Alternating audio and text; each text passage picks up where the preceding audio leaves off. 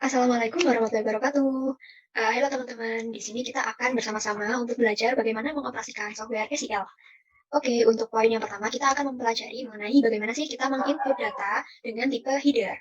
Nah, sebelumnya kalau teman-teman sudah membuka ini software SEL-nya, maka kalau teman-teman sudah punya proyek sebelumnya itu bisa dibuka di menu recent proyek ini. Seperti saya punya 3 proyek sebelumnya. Nah, kalau teman-teman di sini belum punya proyek, bisa membuat proyek baru melalui menu di sini file, kemudian pilih new, dan pilih proyek. Nah, di sebelah sini. Atau juga bisa melalui tombol ini yang oranye-oranye ini namanya create a new project. Atau di sini juga bisa create a new project. Nah, karena saya sudah memiliki proyek, jadi saya membuka proyek yang ini paling atas. UNED Q 2021. Kemudian kita bisa membukanya di sini nanti muncul di layar navigator dan di sini sudah saya buka ya teman-teman. Kita tinggal mengklik kanan aja. Nah, kita pilih new table. Nah, oke, di sini sudah muncul kan select data shots-nya. Kita bisa pilih yang disk karena data yang akan kita masukkan ini sudah berada di komputer kita semuanya. Kita pilih next. Nah, selanjutnya kita pilih file yang akan di-input. Kebetulan di saya untuk file yang memiliki bentuk header itu adalah file report. Mungkin sebelumnya teman-teman ingin tahu terlebih dahulu ya, file header itu yang kayak gimana. Ini kita open. Nah, di sini kan nanti disajikan file seperti ini. Nah, yang dimaksud header itu adalah yang bagian atas. Atau kita bisa bilang header itu sebagai judulnya gitu. Sedangkan yang ini file yang namanya file detail. Data yang tipenya detail gitu. Karena dia merupakan bagian dari ini header. Anggapannya tuh kayak header itu sebagai intinya lah gitu. Nah, ini rinciannya. Jadi kalau kita membaca produk kelas 01 housewares itu terdiri dari aluminium, pressure, dan lain-lain. Begitu. Nah, yang akan kita bahas adalah bagaimana cara memasukkan ini, data ini, yang ada headernya tadi, ada judulnya di atas. Oke, kita ekstrak terlebih dahulu. Kita lanjut. Di sini report sudah ada ya, file name-nya report. Kita open. Nah, di sini kita pilih yang tipe ASCII karena komputer kita kan kalau saat ini sudah mendukung yang versi PC ya, bukan lagi IBM mainframe atau mini komputer. Jadi kita pilih yang PC dan ininya ASCII, kita pilih next. Nah, untuk pilihan yang kita lihat di bagian ini pilihannya sudah otomatis terpilih dari file yang kita inputkan tadi. Misal kita tadi kan sudah masukkan file report, maka dari itu ACL akan membacanya sebagai print image report file. Jadi sudah otomatis terbaca sebagai jenis ini gitu loh. Kalau misalkan teman-teman masukkannya tuh file Excel, maka yang nanti akan terbaca ya sebagai Excel file begitu. Atau mungkin teman-teman memasukkan Excel file, tapi di sini terbacanya sebagai print image atau report file ini. Nah, maka kita bisa membenarkannya secara manual. Kita klik aja Excel. Nah, gitu. Jadi, kalau misalkan kita udah benar tadi print image report file, berarti nggak usah digantikan. Kita tinggal next aja. Nah, inilah inti dari uh, proses menginput data header. Di sini kita bisa lihat ya teman-teman, ada yang karakternya atau tulisannya itu nggak di blok warna biru, tapi ada yang di blok warna biru. Nah, perbedaannya apa sih? Kalau yang nggak diwarnain biru, itu berarti dia nggak akan ikut atau dia nggak akan masuk gitu ke proses selanjutnya, atau nggak kita ikutkan ke dalam proses ke ACL-nya gitu nanti. Tapi kalau yang warna biru, ini berarti dia akan terbawa gitu ke proses selanjutnya. Nah, kemudian kan kita tahu ya, file report itu kan berarti mulai dari ini yang atas, produk kelas ini, sampai dengan detailnya ini juga ikut semua kan. Tapi di sini yang di blok itu masih yang file detailnya aja. Berarti ini kurang tepat. Sehingga kita harus membenarkan gitu, secara manual. Caranya kayak gimana? Nah, ini langkah pertama, kita klik kanan dulu. Klik kanan, kita delete recordnya, kita pilih OK. Setelah itu, kita akan menentukan dari atas dulu sebagai, ini kan sebagai judulnya, atau sebagai data yang bertipe header gitu kan. Nah, kita lihat dari produk kelas 01, kemudian produk kelas 02, dan seterusnya. Itu kan dia dibedakan oleh angka ini kan. Kita cari karakter yang sekiranya dia menjadi ciri khas gitu di sana. Angka ini. Angka ini merupakan kode kelasnya, ya kan? Di sini produk kelas 01, nah kodenya 01 gitu. Sehingga ini bisa kita pilih gitu untuk menandai headernya. Kita blok aja, kita pilih. Nah, kita akan disajikan tabel ini untuk memilih mengisikan nama apa gitu untuk kode 01 tadi. Karena 01 merupakan kode kelas, maka kita namai aja dengan class code. Ini namanya terserah teman-teman ya, bisa optional kok. Kemudian tipenya apa? Di sini ada 3 pilihan, karakter, numeric, atau date. Kalau karakter berarti data tadi 01 tadi atau yang kita pilih tadi itu ini dia merupakan bisa termasuk angka atau huruf gitu. Tapi angkanya itu angka yang nggak bisa dijumlahkan. Tujuannya bukan untuk dijumlahkan. Nanti pakai karakter, tipe karakter. Tapi kalau teman-teman menemui atau memblok angka yang tujuannya nanti untuk dilakukan perhitungan, entah dijumlahkan, kurangkan, kali, bagi gitu ya. itu teman-teman pilih yang tipe datanya numeric gitu. Kalau untuk date, ini untuk tipe data yang tanggal gitu teman-teman. Karena kita nggak bertujuan untuk dijumlahkan juga kan angkanya, buat ini kita pilihnya karakter aja. Oke, setelah itu untuk isian ininya sudah default, sudah diaturkan oleh SEL-nya gitu. Jadi kita nggak perlu ubah-ubah lagi sih, karena ini biasanya udah betul, insya Allah. Kita oke. Nah, udah muncul kotak-kotak kan. Sekarang kita tinggal caranya nampilkan si biru-birunya tadi gitu. Nah, kemudian selanjutnya kita tuh harus tahu dari produk class 01, kemudian produk class 02, dan seterusnya, ada karakter apa yang sama di dalam tulisan ini semua. Yang karakter itu tapi tidak dimiliki di file detail ini. Gitu. Nah, kalau kita tahu, pasti nanti kalau kita scroll ke bawah, teman-teman, itu produk class 01, 02, dan seterusnya pasti ada tanda ini. Titik 2 ini kan? Dan titik 2 ini tidak dimiliki di data yang detail. Nggak ada kan di sini titik 2-nya. Nah, maka dari itu, karakter titik 2 ini bisa kita jadikan tanda juga. Gitu. Jadi, agar nanti produk class di bawah-bawahnya itu, yang ada titik 2-nya, ikut terblok. Gitu. Jadi, itu tujuannya kenapa kita ambil titik 2. Karena dia ini kan ada kesamaan untuk di bawah-bawahnya. Nanti yang bawah-bawahnya itu juga akan ikut gitu maksudnya. Jadi kita blok aja di sini. Kita blok terlebih dahulu. Nah, di sini kita akan disuguhkan dengan pilihan. Record type-nya pilih apa? Detail atau header? Karena kita tujuannya untuk membuat data header, kita pilih header. Nah, kemudian di sini ada exact match. Di sini ada pilihannya, tapi kita pilih yang exact match. Apa sih tujuannya kita memilih exact match dibandingkan alpha, numeric, dan lain-lain ini? Karena teks yang kita pilih tadi ini, teks titik 2 ini, untuk teks di bawah-bawahnya yang ada titik 2-nya ini harus ada titik 2-nya, itulah yang akan ikut juga menjadi tipe header gitu. Jadi harus benar-benar data yang ada titik 2-nya aja yang akan menjadi header gitu. Kalau misalkan contohnya di teman-teman itu tandanya anggaplah pakai tanda koma gitu ya. Jadi nanti juga yang di blok itu koma, dan di sini teksnya koma ini kita pilih exact match gitu. Jadi untuk apa ya, exact match. Jadi yang benar-benar cocok dengan teks ini aja gitu, yang akan menjadi header gitu. Selebihnya enggak. Oke, setelah itu kita oke kan. Nah, akhirnya dia akan menjadi warna biru kan. Nah, setelah udah warna biru gini, berarti untuk kode kelas kita sudah bisa masukkan nanti ke proses selanjutnya kan. Udah bisa ngikut lah. Kemudian, selain kode kelas itu ada yang namanya product name-nya kan di sini, atau kelas name-nya, housewares. Nah, ini kan juga perlu tuh untuk diikutkan. Berarti dia perlu untuk di blok biru juga.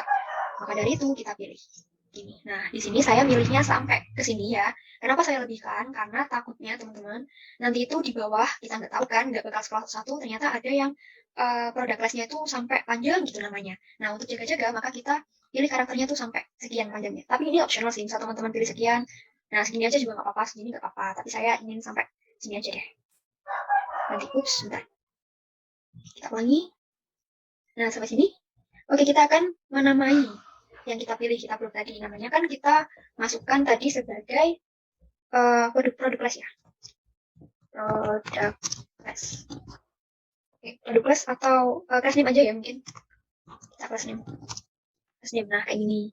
Kemudian kita sudah tahu pastinya kan ini huruf ya, jadi tipenya adalah karakter gitu kan. Kalau numeric untuk angka yang bisa dihitung gitu.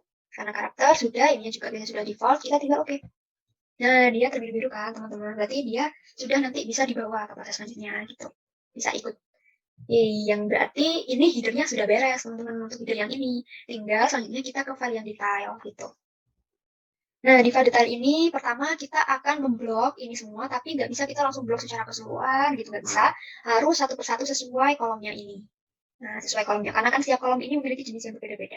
Misalnya ini untuk quantity, ya kan, ini unit cost, total cost gitu. Jadi pertama kita blok dulu dari product ID-nya dulu di sini. Biar dia nanti ngikut ke proses selanjutnya.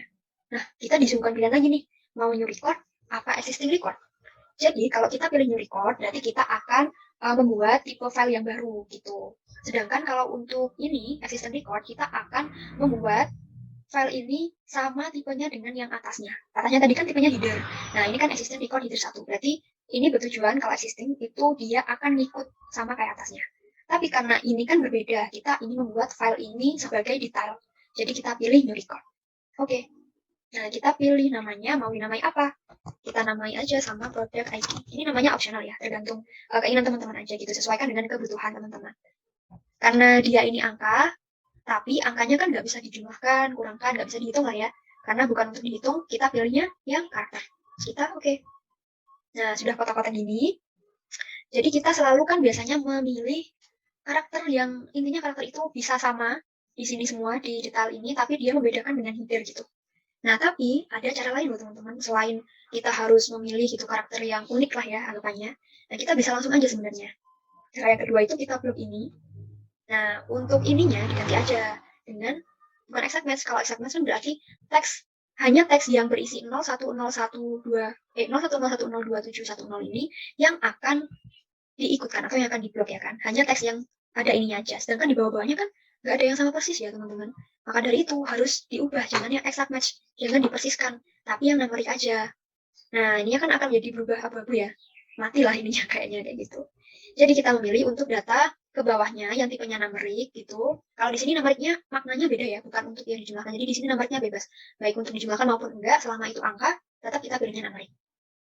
Nah, ini tipenya apa? Detail. Udah bener ya, bukan header. Kalau header kan yang judul tadi ya. Setelah itu kita oke kan. Nah, alhamdulillah sampai bawah tuh udah. Nah, jadi semua kan keblok biru semua teman-teman. Nah, ini sudah benar. Nah, selanjutnya kita bergeser ke kolom sebelahnya. Di sini ada aluminium bla bla bla, itu kan berarti produk name-nya, nama produknya ya kan.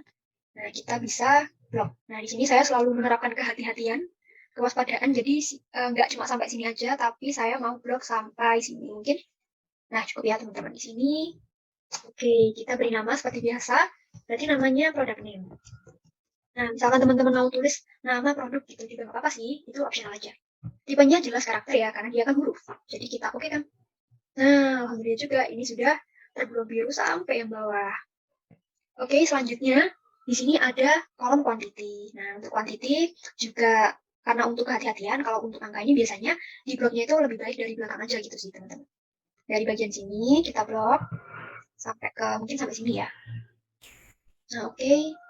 Kemudian untuk quantity ini kita beri namanya sesuai aja ya, quantity gitu. Karena udah ada judulnya juga. Judul kolomnya quantity. Advanced option-nya sudah di defaultkan aja. Karena, oh ya, di sini kan nggak ada desimalnya ya teman-teman. Jadi di sini desimalnya 0 dan nggak ada. Tipenya, nah ini karena kuantitas itu kan angka yang bisa dihitung ya. Jadi kita pilihnya numerik. Oke, kita klik. Nah, di sini sudah terblok sampai bawah. Selanjutnya sama juga untuk unit cost. Kita blok terlebih dahulu karena untuk hati-hatian teman-teman. Ini saya sampai sini, unit cost-nya. Kita ketikkan namanya unit cost. Nah, jangan lupa di unit cost ini kan ada 2 angka di belakang koma. Kita cek dulu teman-teman. Nah, desimalnya udah bener ya, 2 angka ya di belakang koma. Tipe datanya numerik juga, karena unit cost ini kan termasuk bisa dihitung. Kita oke. Nah, sudah. Yang terakhir, total cost. Kita klik juga dari belakang ini, kita blok sampai ke depan. Sini, kita namai total cost. Karena ada 2 angka desimal, kita cek terlebih dahulu. Nah, di sini desimalnya sudah benar, 2. Tipe datanya juga sudah benar, numerik, karena bisa dihitung ya untuk total cost. Kita oke. Nah, sudah teman-teman. Alhamdulillah berarti untuk kita menandai ininya, data-data yang akan kita masukkan ke proses selanjutnya itu sudah selesai. Oke, setelah sudah kita tandai semua, kita tinggal klik next. Nah, setelah itu kita akan disuguhkan di mana sih kita akan menyimpan file ini tadi, file report tadi. Kita pilih di sini aja ya, karena saya sudah menyiapkan folder sendiri gitu untuk latihan kita kali ini. Namanya latihan software SQL. Kita pilih di sini. Namanya report, ini boleh teman-teman ganti, boleh enggak apa-apa. Nah, saya pakai huruf kapital aja, gini. Kita save dengan, ini save as type-nya fill ya. Kita save. Nah, oke, alhamdulillah sekarang kita sudah disuguhkan tampilan yang ada header-nya. Jadi, yang di atas tadi tuh, tulisannya product class, tadi itu akan menjadi ini. Class name, kemudian 01-nya houseware, kemudian nanti untuk yang 02 ini sporting goods, kayak gitu. Dan di sini produk. Dia kayak pindah ke samping gitu ya, teman-teman. Gitu, untuk mengklasifikasikan yang tadi itu, produk-produknya gitu. Di sini kita tujuannya akan mengecek juga sih. Di sini namanya, misalkan 01. Nah, ini kan kode kelasnya tadi ya, itu sudah betul. Di sini apakah tipenya itu ASCII, apa bukan. Nah, kita lihat, oh iya betul, ASCII gitu. Karena dia merupakan angka yang tidak bisa atau tidak bertujuan untuk dihitung gitu kan ya. Jadi kita pakai ASCII. Kemudian di sini ada kolom detail. Kalau misalkan teman-teman ingin nanti di outputnya itu namanya bukan class code, misalkan teman-teman mau kode kelas gitu ya. Caps lock-nya, nah ini, kode kelas. Nah, berarti nanti di outputnya yang muncul itu bukan class code, tapi kode kelas namanya di sininya gitu. Ataupun misal yang class name. Class name-nya teman-teman namanya di sini nama kelas atau nama kelas produk kayak gitu. Di sana munculnya juga nama kelas produk. Tapi ini opsional ya, boleh diisi atau enggak. Tapi di sini saya memilih untuk tidak mengisinya gitu. Kita lebih fokus untuk mengecek aja tipe datanya tuh udah benar apa belum gitu. Yang tadi sebelah sini sudah betul ASCII. Kemudian ini karena huruf ya kan teman-teman. Berarti sudah betul tipenya ASCII. Dan di sini juga sudah benar ya. Ini angka tapi tidak untuk dihitung, bukan untuk dijumlah-jumlahkan gitu. Maka ASCII. Di sini huruf juga sudah betul, ASCII juga. Produk name-nya di quantity. Oh ya, teman-teman juga perlihatkan ininya juga ya, perhatikan gitu. Aluminium, apakah yang di value munculnya itu sama dengan yang di sini? Misal kayak produk ID. Nah, ini kan 01, oh berarti sudah betul. Produk name, aluminium, oh sudah benar. Nah, quantity. Quantity di sini kan termasuk data yang bisa dihitung. Maka dari itu, tipenya pasti jadi numbering. Di sini ada unformatted, tapi juga ada pilihan formatted. Untuk ininya bebas sih sebenarnya, tapi memang lebih umum kita menggunakan formatted. Sebenarnya sih nggak ada pengaruh sih ya, teman-teman mau gunain formatted atau unformatted. Tapi di sini karena umumnya pakai formatted, kita pakai formatted aja deh ya. Sudah pindah. Nah, di sini kan 144 datanya yang muncul dan value-nya juga 144. Desimalnya 0, berarti sudah benar. Untuk unit cost, ininya kita juga ubah unformatted menjadi formatted. Kemudian di sini 5,99, value-nya sudah benar, 5,99 juga, desimalnya 2 angka, sudah betul. Yang total cost juga kita ubah ke formatted. Setelah itu desimalnya ada 2 kan, 2 angka, 862,56, di sini value-nya juga sekian. Berarti ini semuanya datanya sudah benar, kita cek tipenya, kita tinggal next. Nah, alhamdulillah teman-teman, di sini udah proses terakhir mau finish. Kita cek dulu lagi class code ASCII, ASCII, ASCII sampai dengan product name. Untuk quantity, unit cost, total cost pakai data type-nya itu print karena dia tadi kan pilih yang number ya. Kita finish. Nah, kemudian mau dibuat apa namanya yang di tabel sini. Nah, kita nggak usah ganti aja ya namanya satu report. Tapi kalau teman-teman ingin mengganti, itu nggak apa-apa, bebas aja sih, terserah atau sesuai dengan keinginan dan kebutuhan teman-teman aja. Kita oke kan? Oke. Nah, oke teman-teman, akhirnya tabel untuk ini data report yang ada headernya sudah selesai di-input. Nantinya ini sudah bisa digunakan untuk menganalisis terkait dengan proses audit kita. Gitu teman-teman. Oke teman-teman, kita kembali lagi. Dan yang kali ini kita akan membahas salah satu studi kasus. Kita bahas untuk kita kerjakan dengan software SEL ini. Di sini soal studi kasusnya, ini tentang data persediaan, kita menganalisis, dan kita akan menjawab, ada di sini total 5 soal. Oke, langsung aja mempersingkat waktu, kita cus ke software SEL-nya. Yang pertama, karena kita ingin menganalisis studi kasus tentang persediaan, jadi kita harus masukkan dulu kan data persediaannya. Dan di sini itu ceritanya kita sudah memiliki data yang telah dikerjakan oleh teman kita. Jadi kita tinggal mengimpor aja dari hasil pekerjaan teman kita. Jadi kita tidak perlu membuat tabel baru, tapi tabel yang sudah ada kita masukkan ke sini. Caranya, di sini kita bisa klik kanan, ya di sini, di judul proyek kita. Biasanya kan kita pilih new table kalau kita ingin buat tabel baru sendiri. Tapi karena kita sudah ada dari teman kita, kita tinggal pilih aja yang copy from another project. Kita pilih table. Nah, di sini kita ke folder sampel data files ya, karena tempatnya file teman kita itu ada di sini dan di sampel project.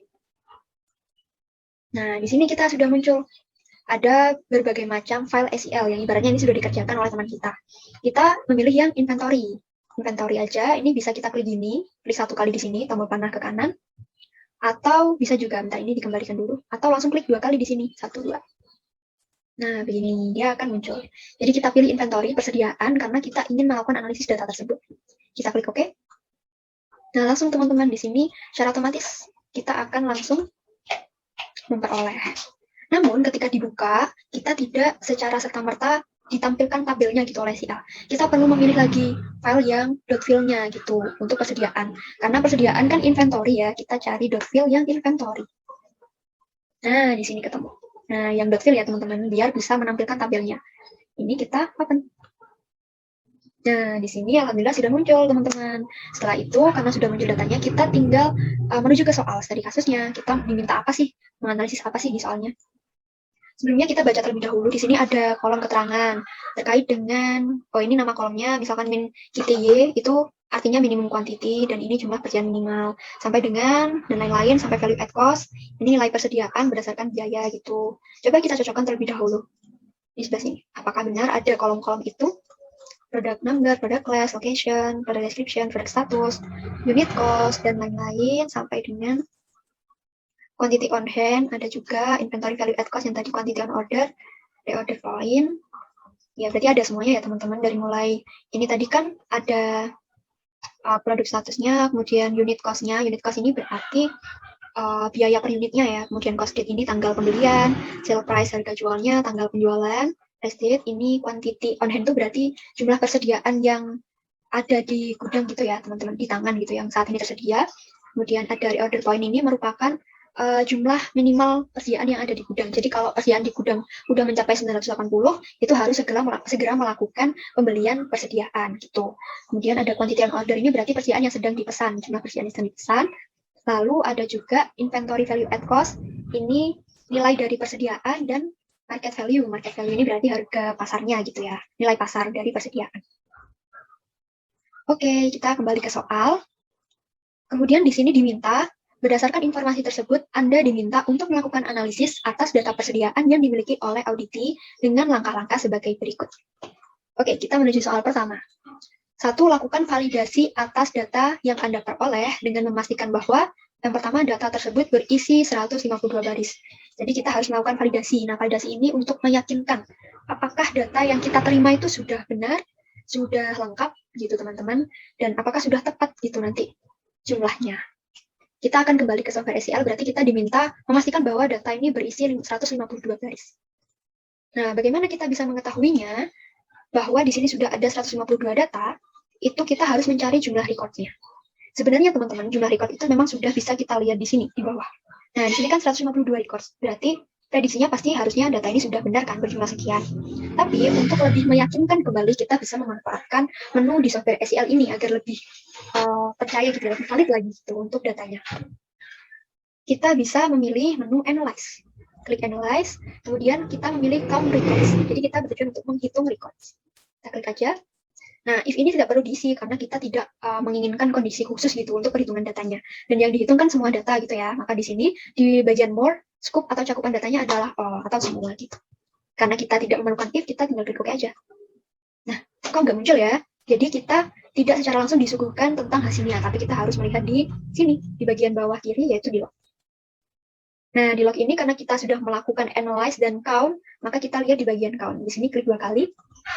Di sini. Nah, di sini sudah muncul teman-teman 152 records counted telah terhitung. Jadi artinya data ini sudah benar berisi 152 baris. Kita kembali ke inventory. Nah, kita berarti alhamdulillah sudah menyelesaikan satu pertanyaan. Oke teman-teman, selanjutnya itu untuk ini kita akan mencari soal yang nomor 2. Jadi di soal nomor 2 ini kan kita disuruh untuk tiap field ini khususnya yang numeric dan date berisi data dengan tipe yang sesuai. Nah, jadi di sini kita akan mengecek gitu di setiap kolom tipe yang angka dan juga tanggal itu apakah benar sudah bertipe numeric dan date gitu. Jadi kita cek dengan menggunakan menu data, kemudian kita pilih verify. Nah, di sini kita pilih verify apa-apa aja yang ingin kita verifikasi. Teman-teman bisa di sini langsung untuk data yang kategorinya date kan berarti day, and ini numeric. Jadi kita pilih yang date and numeric aja. Kita klik. Di sini teman-teman klik tombol CTRL ya di laptop atau PC-nya masing-masing untuk menandai yang D dan N. Berarti kita pilih ini N, D. Kemudian kita ke bawah ini ada yang numeric N. Nah, atau kalau tidak melalui menu ini, teman-teman juga bisa melalui ini, verify fields. Nah, di sini bisa teman-teman inputkan manual seperti tadi itu. Misalkan yang value ini saya kembalikan dulu. Nah, di sini kan ada value. Ini kita klik 2 kali. Nah, karena dia tipenya kan numeric gitu, jadi dia masuk di sini.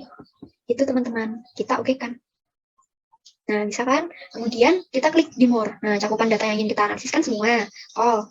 Outputnya, nah outputnya ini ada macam-macam. Kalau screen berarti kita cukup tampilkan di layar nanti hasilnya. Kalau untuk print berarti nanti untuk dicetak. Kalau file, dia akan membuat tabel baru di sebelah sini di kiri gitu.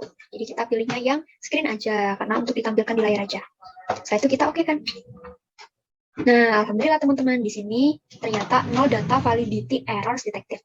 Berarti dari yang kita cek tadi semua datanya itu tipenya sudah benar, sudah bertipe numeric dan juga date. Begitu teman-teman. Kalau misalkan teman-teman tuh ada yang ketinggalan ya, ternyata tadi yang numeric ada yang satu nih belum masuk ke analisis ini, kita tinggal klik di sini aja, double klik for the verify dialog gitu. Nah, klik di sini, nanti kita pilih mana yang ketinggalan gitu, kita masukkan, kita oke-kan. Gitu. Karena soal nomor 2 sudah selesai, alhamdulillah kita soal nomor 3.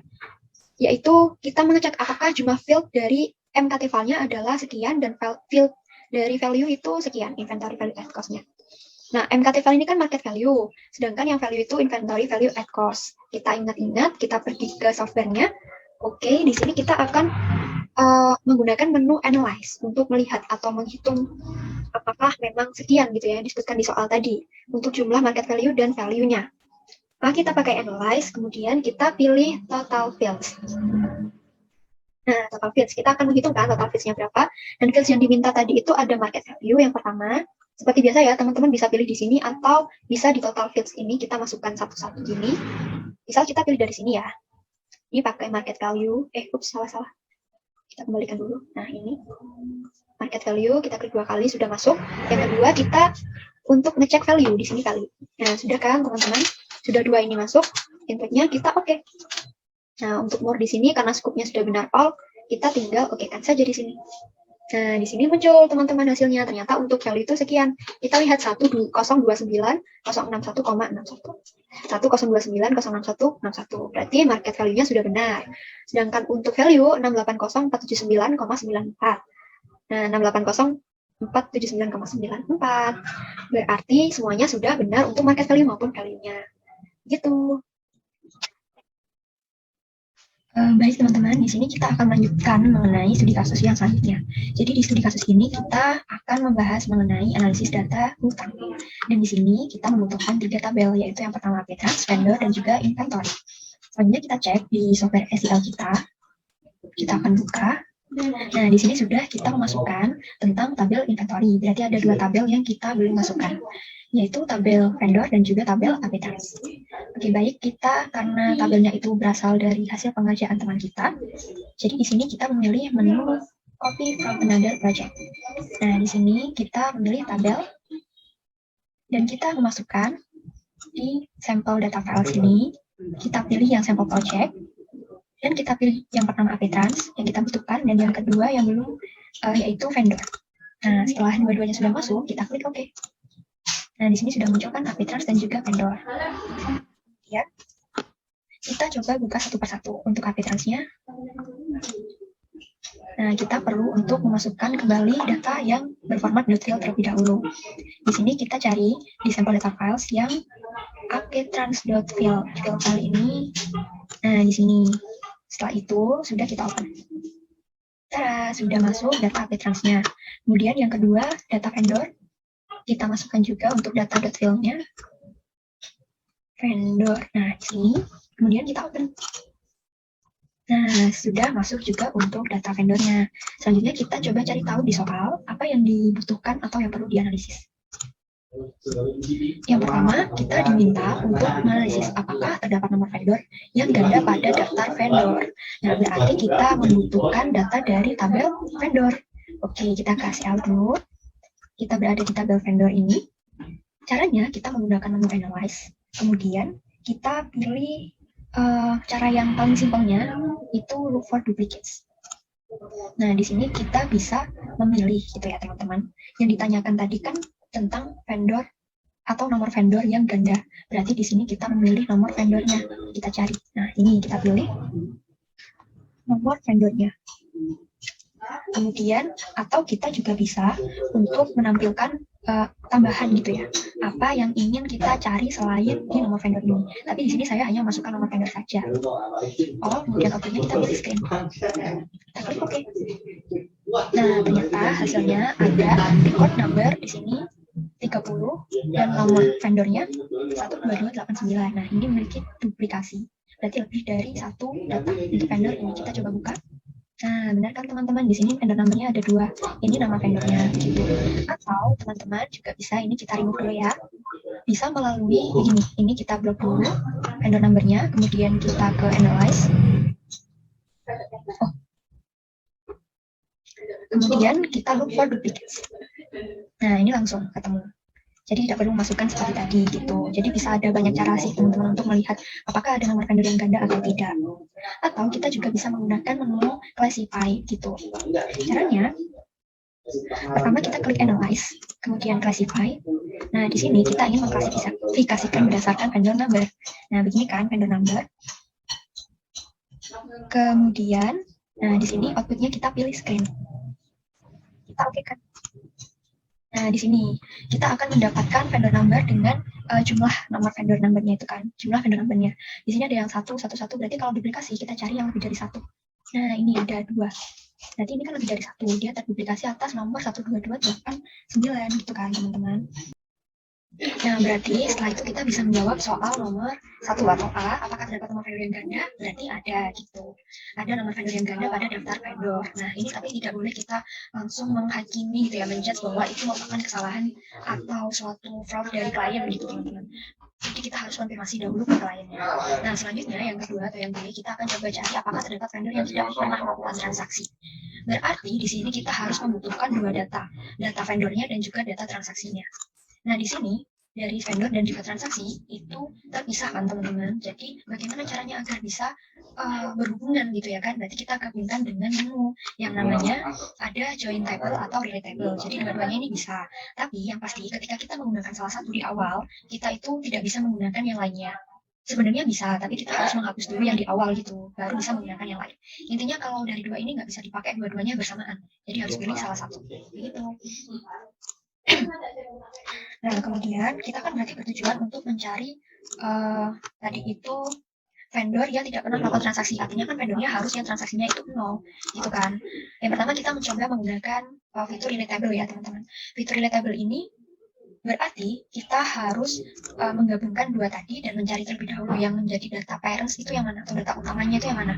Jadi kan kalau kita mencari vendor yang tidak pernah transaksi, berarti kita harus menampilkan dulu kan daftar semua vendornya, baru kita cari mana yang transaksinya 0. Nah, artinya berarti vendor inilah yang menjadi parents dari relatable tadi. Begitu. Jadi kita klik vendor di sini, kita ke vendor, kita data, kemudian pilih relatable. Nah, di sini sudah ada vendor sebagai parent-nya. Kemudian kita cari gitu, apa pasangannya, tabel mana yang akan kita pasangkan. Kita pilih add table, kemudian kita pilih tadi kan transaksi, kita pilih AP trans, kita add di sini, kita close. Nah, ini kita geser-geser begini nggak apa-apa, kemudian juga kita perbesar kecil juga nggak apa-apa. Nah, kemudian dari dua ini kita selanjutnya mencari mana yang menjadi data persamaan antara dua tabel ini, data yang sama. Kita bisa lihat, nah ini vendor number. Di vendor ada, di AP-Trans juga ada kan. Jadi kita bisa menghubungkannya itu melalui vendor number ini. Kita tarik, kita drag ini ya, teman-teman. Mouse-nya kita tekan lama, dari vendor number yang di parent, kita ke sini. Nah, jadi akan membentuk ini tanda tangan.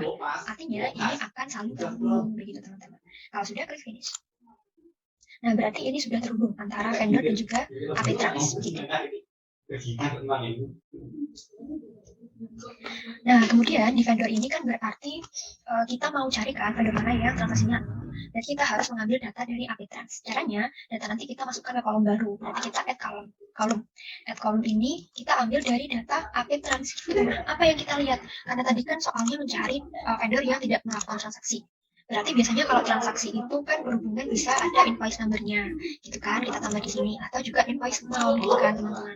Nah, jadi harusnya kalau ada transaksi itu pasti kan ada invoice number-nya, dan setiap ada transaksi pasti ada nilainya kan. Jadi kita lihat nanti di antara dua ini, mana yang datanya kosong. Nah, itu berarti vendornya itu tidak memiliki atau tidak melakukan transaksi, sama sekali dengan nilainya. Nah, itu kita klik OK.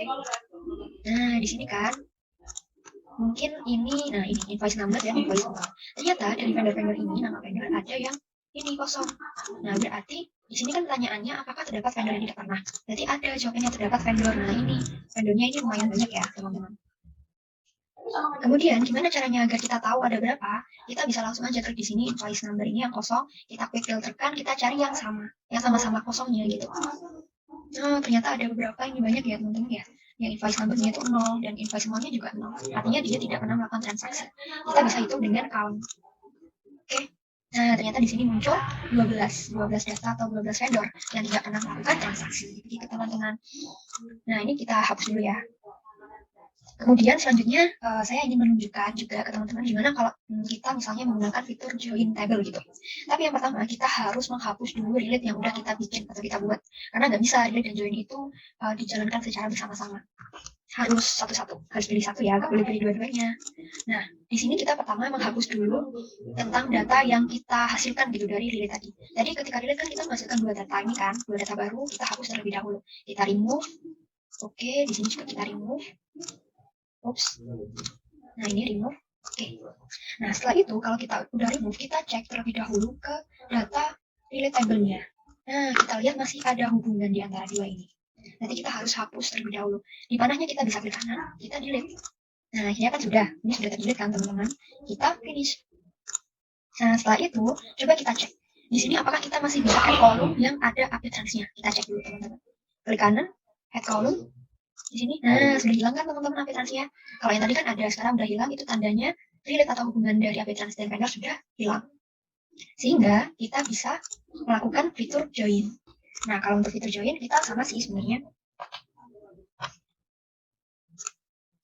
Untuk join itu, nah di sini saya tunjukkan. Nah, ya ini berarti first open a secondary table. Nah, gini, di sini kan ada ya. Jadi sebelumnya kita itu memilih ya primary key-nya apa dan secondary-nya apa. Secondary key-nya itu apa? Untuk secondary table kita kan udah dipilih API trans ya, teman-teman. API trans sebagai secondary table. Kemudian untuk primary keys-nya itu kita bisa masukkan di sini apa aja yang ingin kita tampilkan gitu dari tabel vendor sebagai primary-nya. Nah, di sini saya memilih untuk menampilkan nama, kemudian menampilkan kotanya, kota si vendornya ini, sama vendor number. Nah, saya ingin menampilkan 3 itu. Ini terserah teman-teman ya, ingin nampilin data apa aja itu optional kok. Sesuai kebutuhan aja sih. Kemudian kalau untuk di secondary key-nya, apa yang ingin ditampilkan, mungkin di sini saya memilih 2 aja ya. Di secondary key kan API trans. Di sini pilih API trans, kita mau menampilkan invoice amount dan invoice number-nya aja. Oke, itu 2. Kemudian nanti itu kita, oh ya ini jangan lupa dicentang juga ya teman-teman, resortnya. Nah, kemudian kita kesini dulu, kamur. Di sini kan skopnya all. Di sini ada yang perlu diperhatikan oleh teman-teman, yaitu join kategorinya. Di sini ada beberapa, ada match, kemudian include all primary records atau include all secondary records, unmatched primary records, sama many to many match records. Nah, di sini tuh fungsinya beda-beda sih teman-teman. Kalau untuk match itu berarti nanti yang di record itu hanya betul-betul data yang ada di keduanya, baik di primary sama di secondary gitu. Kemudian di dalam pilihan match primary itu ada include all primary atau include all secondary. Kalau teman-teman pilih yang include all primary, berarti artinya semua data yang ada di primary itulah itu akan muncul semuanya. Tapi kalau teman-teman pilih yang include all secondary, berarti semua data yang ada di secondary lah yang menjadi prioritas utama dimunculkan semuanya. Gitu sih. Nah, kemudian setelah itu kita akan menyesuaikan dengan soal kita kan. Soal kita tadi kan berbicara apakah ada vendor yang tidak pernah melakukan transaksi. Berarti kan ibaratnya kita tuh mau memunculkan yang utamanya kan vendornya gitu ya. Vendor itu kan sebagai primary gitu. Itu yang ingin dimunculkan semuanya. Baru nanti kita cari transaksinya itu yang nol yang mana gitu kan. Berarti itu menjadi dasar pemilihan kita memilih include all primary ini. Karena kita mau memunculkannya vendor. Beda ceritanya kalau kita misalkan mau memunculkan API trans gitu. Nah, API trans kan berperan sebagai secondary gitu kan. Nah, itu maka kita pilihnya yang include all secondary gitu, teman-teman. Nah, karena di sini pilihnya include all primary, udah kita pilih yang ini aja, include all primary-nya. Nah, kemudian setelah itu, di sini kita juga akan membuat, oh ya, di sini ada beberapa yang ingin mungkin teman-teman tambahkan ya, mau tambahkan vendor name mungkin, vendor city mungkin ya.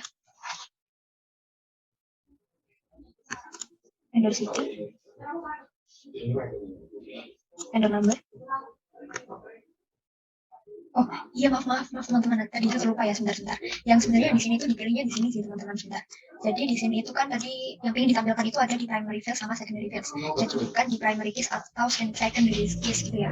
Jadi di primary fields ini kita tampilkan vendor name, vendor city sama vendor number. Yang di sini kita tampilkan invoice amount sama invoice number.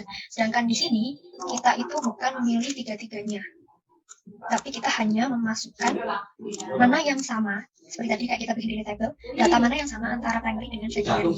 Yang sama berarti kan tadi kita pakai vendor number ya. Nah, di sini ada vendor number, di sini juga ada vendor number. Nah, ini yang menyamakan gitu ya, yang atas, yang bawahnya baru kita bisa memilih tampilan apa yang ingin kita tampilkan dan butuhkan gitu.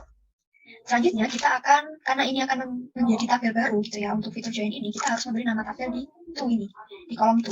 Namanya kita namai aja dengan join vendor ya, kita menjoinkan vendor ya, tabel vendor dan API trans gitu kan teman-teman.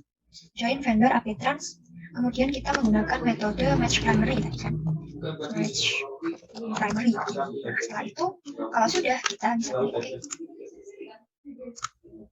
Nah, jadi di sini kita akan memunculkan tabel baru, namanya join vendor Apitrans match tadi, match primary. Di sini ada yang kita mau tampilkan tadi kan, invoice. Nah, di sini akhirnya kita bisa tahu teman-teman, kita geser aja ya ini invoice minimal, kita tarik ke sini sama invoice number, sama akhirnya. Nah, kita bisa memunculkan mana yang nanti transaksinya gitu. Kemudian kita seperti biasa kita bisa pilih filter juga dan kita pilih yang equal, yang mencari data yang sama-sama invoice number-nya kosong.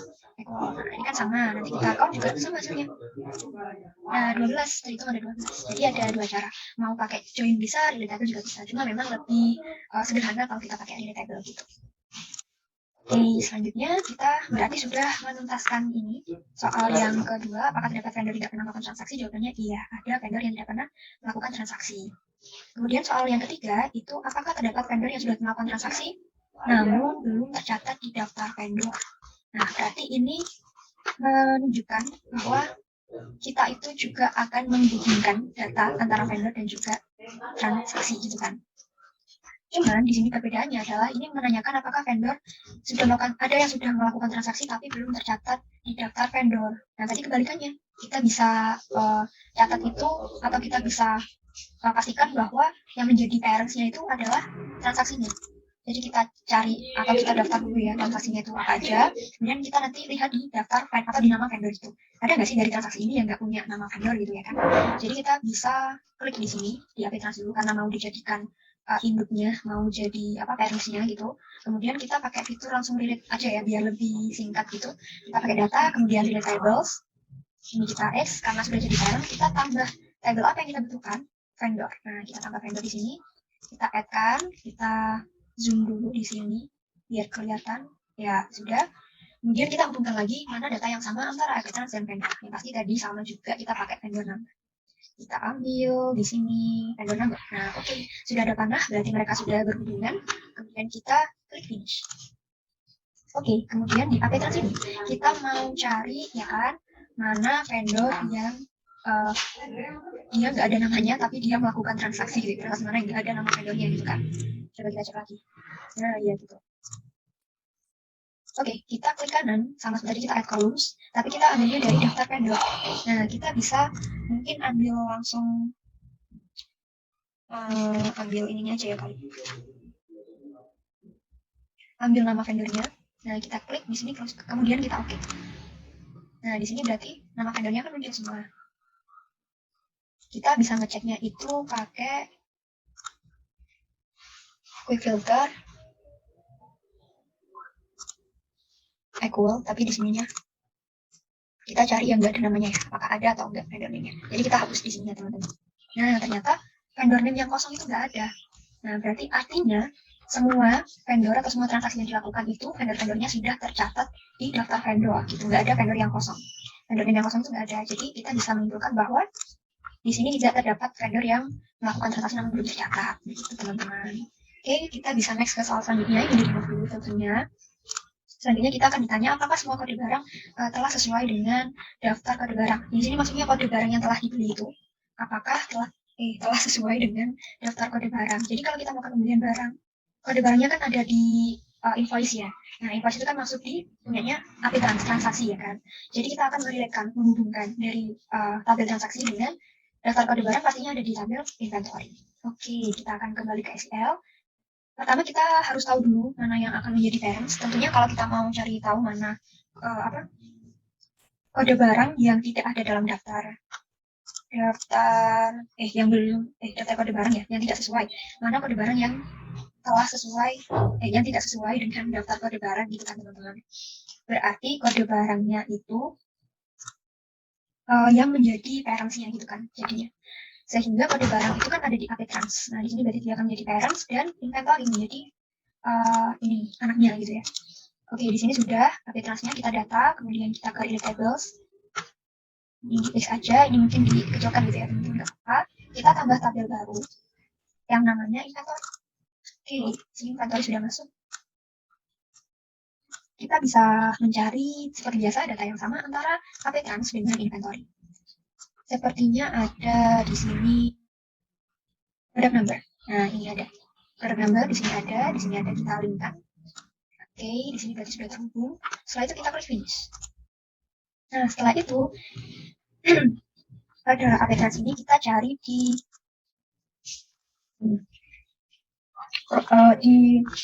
product number. Berarti di product number ini kita akan mencari apakah ada nggak sih produk yang itu nggak ada di dalam daftar tabel barang ya, kalau nggak salah tadi itu. Apa ada yang nggak tercatat gitu ya. Berarti kita seperti biasa kita account dulu. Kita cari di tabel inventory, tepatnya di product description ya. Karena di sini kan menjelaskan mengenai ini kode barangnya. Description, kemudian kita pilih di sini, kita oke kan. Nah ini ternyata kan keisi, tapi kita cari yang sekiranya ininya ternyata kosong gitu. Kalau ternyata produk deskripsinya kosong, berarti ada barang yang dibeli itu tidak sesuai dengan di sini daftar kode barang yang dimiliki klien itu. Kita bisa quick di sini teman-teman. Nah ini quick filter, klik kanan quick filter, kemudian kita pilih equal dulu aja nggak apa-apa. Ini kita hapus, kemudian ini sampai seperti ini. Kita cari yang 0 atau yang kosong, kita enter. Nah, ternyata teman-teman di sini itu tidak ada, jadi temukan yang kosong. Berarti artinya kita bisa menjawab soal ini. Berarti tidak terdapat kode barang yang tidak sesuai. Artinya semua kode barang memang sudah sesuai dengan daftar kode barang. Gitu. Berarti untuk soal yang D itu sudah terselesaikan. Alhamdulillah. Selanjutnya